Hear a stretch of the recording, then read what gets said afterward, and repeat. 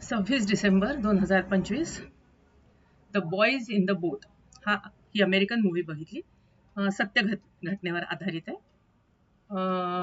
वॉशिंग्टनमध्ये जो क्लब असतो तर तो क्लब मुलांना ट्रेनिंग देऊन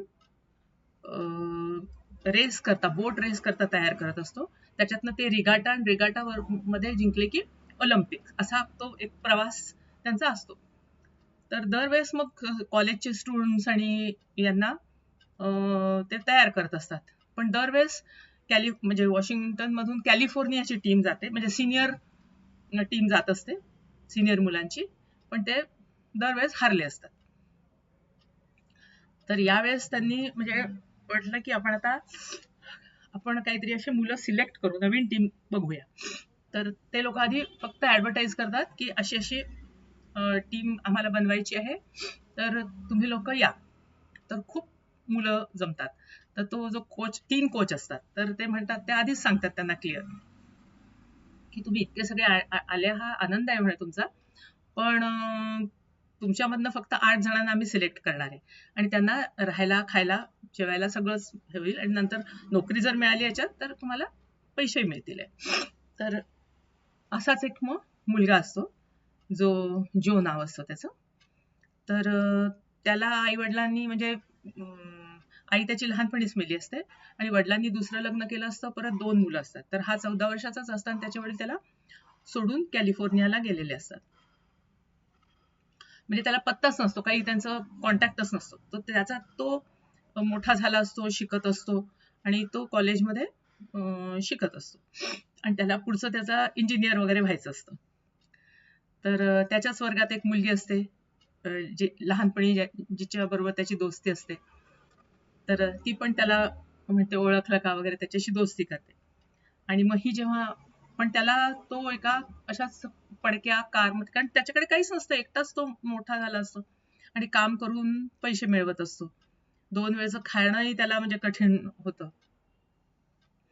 तर जेव्हा मग तो ती ऍडव्हर्टाईज बघतो बोटची, तर मग तो तिथे जातो. तर असाच त्याचा पण एक गरीब मित्र असतो, तो त्याच्याबरोबर जातो. तर असे म्हणजे जे लोक तिथे जमलेले असतात ते सगळे गरजूच असतात आणि पुअर कंट्री मधून म्हणजे आलेले असतात किंवा पुअर बॅकग्राऊंड मधून आलेले असतात. कोणीच असं श्रीमंताचं नसतं. मग झालं, त्याच्यातनं 8 जणांना सिलेक्ट, म्हणजे काही स्पेअर म्हणून 9-10 असे घेतले जातात त्याच्यातनं आणि त्याच्यात ह्याचं सिलेक्शन होते. मग झाली यांची रिगरस ट्रेनिंग सुरू होते. पुशअप्स, धावणं, एकटं चालवणं, ग्रुपमध्ये चालवणं, म्हणजे वेगवेगळ्या प्रकारच्या ट्रेनिंग दाखवल्यात, खूप सुंदर दाखवलेलं आहे.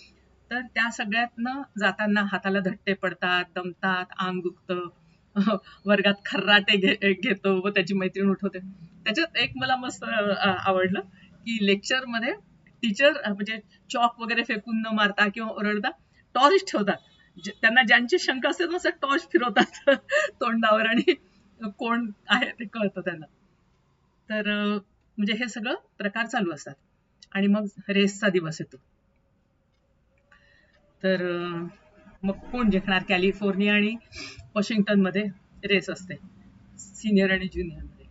तर सरप्राइझिंगली हे वॉशिंग्टनवाले जिंकतात, म्हणजे जोची टीम जिंकते. मग आता परत त्यांची मग रिगरस ट्रेनिंग, अजून वेगवेगळ्या प्रकारच्या रेसेस, सगळ्या याच्यात हे लोक जिंकतात आणि मग रिगाटामध्ये मग त्यांना हे करतात.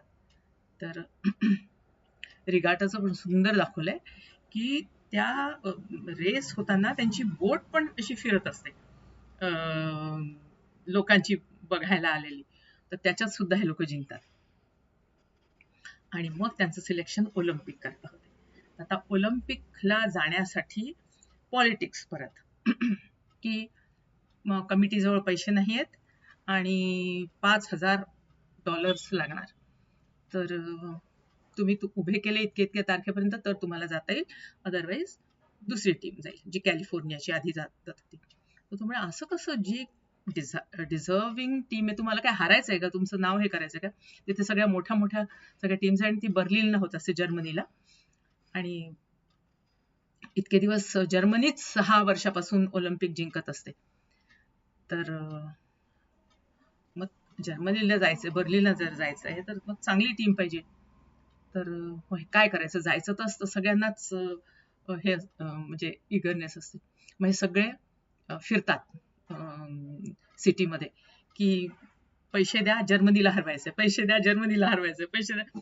तर जितके जसे ज्यांना जसे ते डब्यात पैसे देतात, असे करत करत ते पुष्कळ पैसे जमवतात, 50%. त्याच्यानंतर शेवटी जेव्हा इतर त्यांच्या प्रत्येक मुलांच्या किंवा यांच्या सिटीमध्ये कळत असते, तर तिकडनं ते लोक जमा करून पैसे पाठवतात. असे करत करत भरपूर पैसे जमतात, पण तरी $300 कमी असतात. मग तो त्यांच्या याचा जो मुख्य असतो तो येतो आणि म्हणतो की काय जमले का पैसे, किती कमी पडतात ते. तर हे म्हणतात हा ऑलमोस्ट जमलेच आहे, $300 ठीक आहे.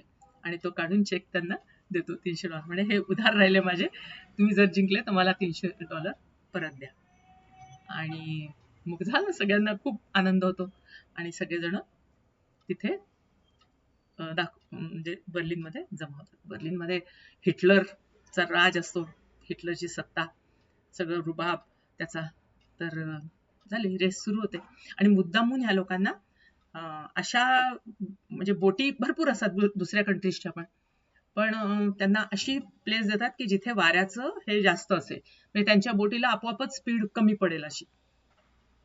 तर हा जाऊन म्हणतो की आमची इतके दिवस पोझिशन वेगळी होती, आता का तुम्ही अशी दिली? म्हणजे मला माहित नाही ते, म्हणजे असं शेवटी त्यांच्याबरोबर नाइंसाफी केली जाते. पण शेवटी आणि परत त्याच्यात एक त्यांच्यातला एकाला व्हायरल हे होतो, डिहायड्रेशन होतं, तो आजारी असतो. पण हे टीम त्याची पूर्ण काळजी घेतात आणि ते म्हणतात 2 दिवसात आता हा बरा झाला पाहिजे, नाहीतर मग काही खरं नाहीये.